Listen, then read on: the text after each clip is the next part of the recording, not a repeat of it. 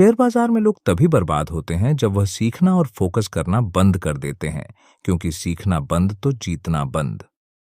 कहानी है कि एक गांव में एक कुम्हार रहता था। वह अपने परिवार का अच्छे से पालन पोषण करता था। उस कुम्हार का एक बेटा था जिसकी उम्र 15 साल थी।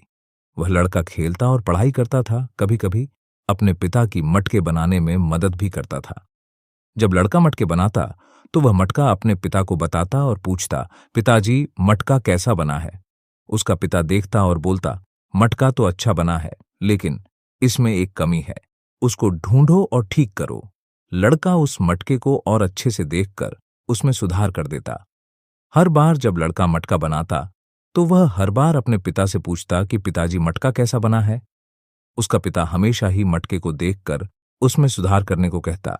धीरे धीरे वह लड़का इसी तरह मटके को बनाने लगा और अपने पिता से पूछता तो कुम्हार उसे वही जवाब देता कि इसमें थोड़ी कमी है, देखो और इसमें सुधार करो, और लड़का उसे देखकर ठीक कर देता। ऐसा होते होते एक समय ऐसा आया कि बाजार में उस लड़के का मटका 500 रुपये का बिकता और उसके पिता का मटका 400 रुपये में बिकता। कुछ दिन ऐसा ही चलता है। लड़का मटके बनाते समय फिर अपने पिता से पूछता है कि पिताजी मटका कैसा बना है, तो पिता फिर वही जवाब देता है कि मटका तो सही बना है, बस थोड़ी सी कमी है, देखो और उसे सही करो। जैसे ही पिता ने ये बात बोली तो वह लड़का अपने पिता से बोलता है, आप हमेशा यही बोलते हो, आपको कुछ नहीं पता। मेरा मटका बाजार में 500 का बिकता है और आपका 400 का। मेरा मटका अच्छा बना है, आप हमेशा कमी निकालते हो। पिता चुप हो जाता है और फिर बोलता है कि ठीक है बेटा, तुझे जैसा अच्छा लगे बना।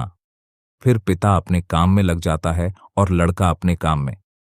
धीरे धीरे जो लड़का रहता है उसकी सेल गिरने लगती है, लेकिन जो पिता रहता है उसके मटके अब भी 400 के ही बिकते हैं। कुछ दिनों बाद उसके मटकों की प्राइस और कम होने लगी तो वह परेशान हो जाता है और कुछ दिनों बाद परेशान होकर अपने पिता के पास जाता है और उनसे बोलता है कि बात ऐसी है कि मेरे मटके अब कोई लेता ही नहीं है। कुम्हार अपने बेटे को बताता है, तुम इस बात को समझो कि कोई भी काम हम करते हैं तो उसमें कुछ न कुछ कमी रह ही जाती है और उस काम को और अच्छे से किया जा सकता है।